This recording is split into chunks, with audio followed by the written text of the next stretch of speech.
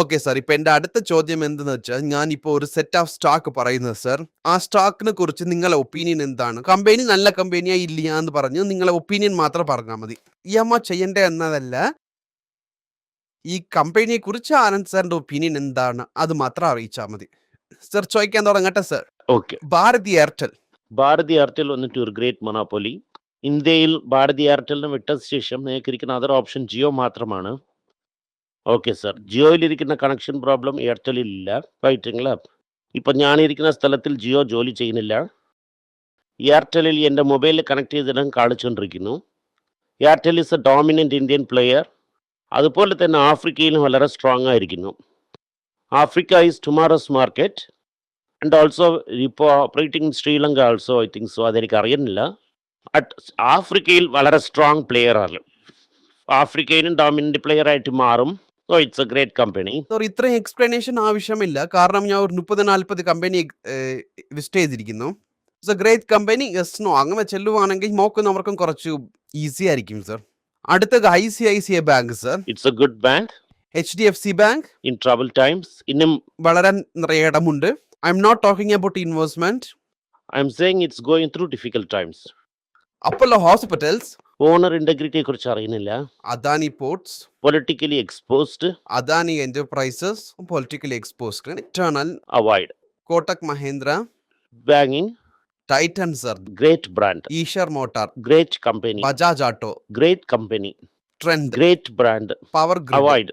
HDFC life. I don't like the industry. Max health. Hospital and promoter integrity is 50-50. സിപ്ലദ്. Great promoter, great company. ടാസിൻ. Doubtful promotions. Bajaj Finserv. Bajaj finance. Great company. UltraTech cement. Commodity. IndiGo. Avoid. Promoter integrity is not great. SBI life.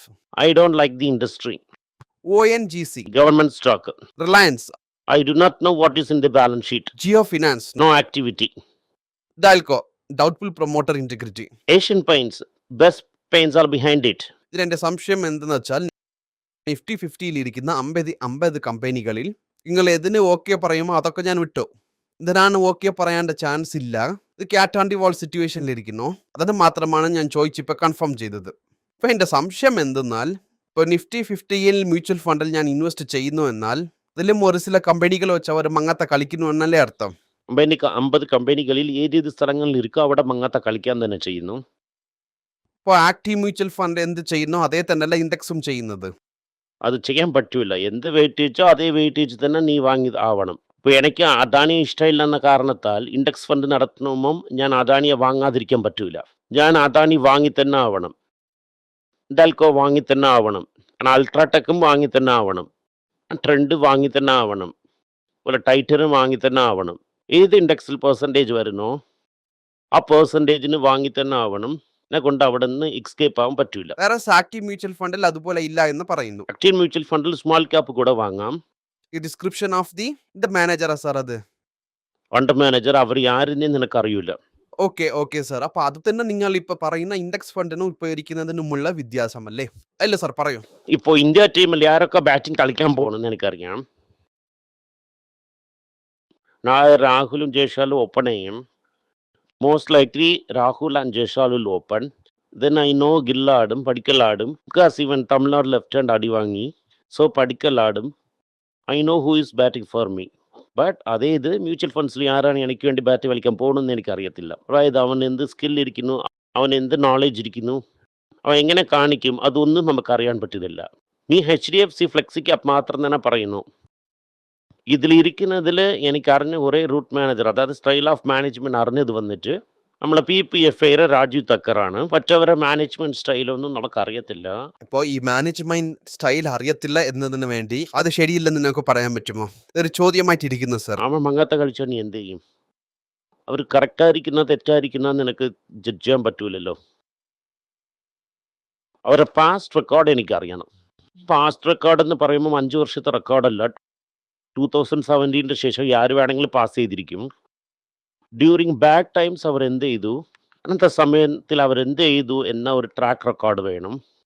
2008 അവരില്ല എന്നാൽ അവരെ കുറിച്ച് സംസാരിച്ച് തന്നെ വേസ്റ്റാണ്. In tough situation what he'd do അതെനിക്കറിയണം. ഇപ്പോൾ ട്രാക്ക് റെക്കോർഡ് എന്ന് പറയുന്നത് ടാക്സ് സിറ്റുവേഷൻസിന് അവരെങ്ങനെ ഹാൻഡിൽ ചെയ്തു എന്നത് നമ്മൾ അറിയണം അല്ലേ? യെസ്. ഈ സംശയം ഒരുപാട് ആൾക്കാർക്ക് ഇരുന്നു. എന്താന്ന് വെച്ചാൽ ഇൻഡെക്സ് ഫണ്ട് പറയുന്ന, ആക്റ്റീവ് മ്യൂച്വൽ ഫണ്ട് ഒക്കെ പറയുന്നു. വേണ്ടെന്ന് പറയുന്ന കാര്യങ്ങളൊക്കെ അത് സംശയമായിട്ട് ഒരുപാട് ആൾക്കാർ ചോദിച്ചിട്ടുണ്ടായിരുന്നു. അത് ചോദിച്ച് ഒരു ക്ലാരിഫിക്കേഷൻ എടുക്കാനാണ് ഇത് ചോദിച്ചത് നിങ്ങളടുത്ത്.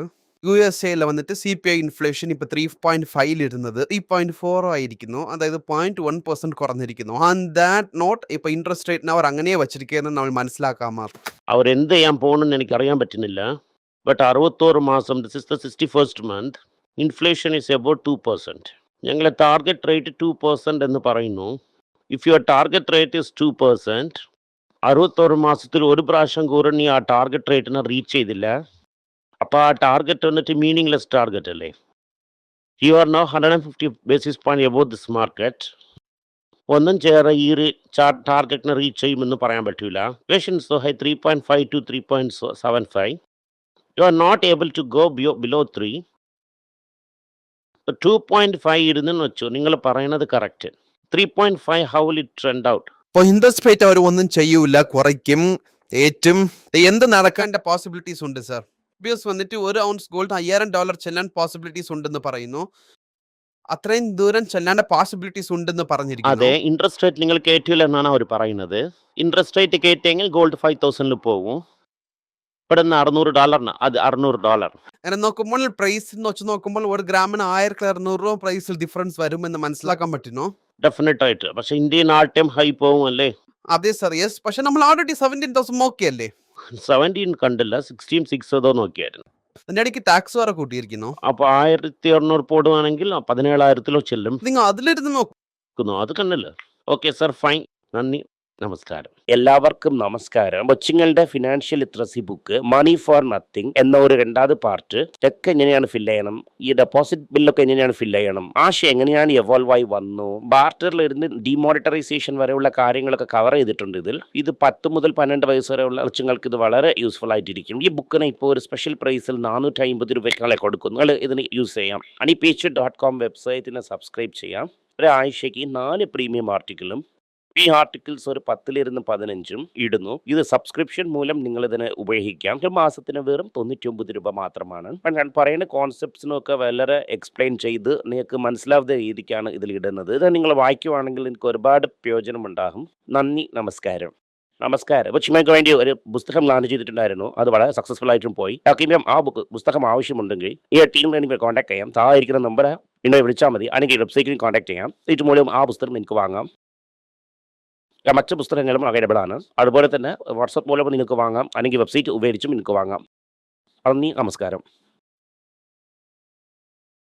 എന്തെങ്കിലും നിങ്ങൾക്ക് സംശയമുണ്ട്, എന്നെ കോൺടാക്ട് ചെയ്യണമെന്ന് നിങ്ങൾ വിചാരിക്കുവാണെങ്കിൽ താഴെ കൊടുത്തിരിക്കുന്ന മെയിൽ ഐഡിക്ക് നിങ്ങൾ മെയിൽ അയക്കാം. ഞങ്ങളുടെ ടീം നിങ്ങളൊപ്പം കോൺടാക്ട് ചെയ്യും. Thank you.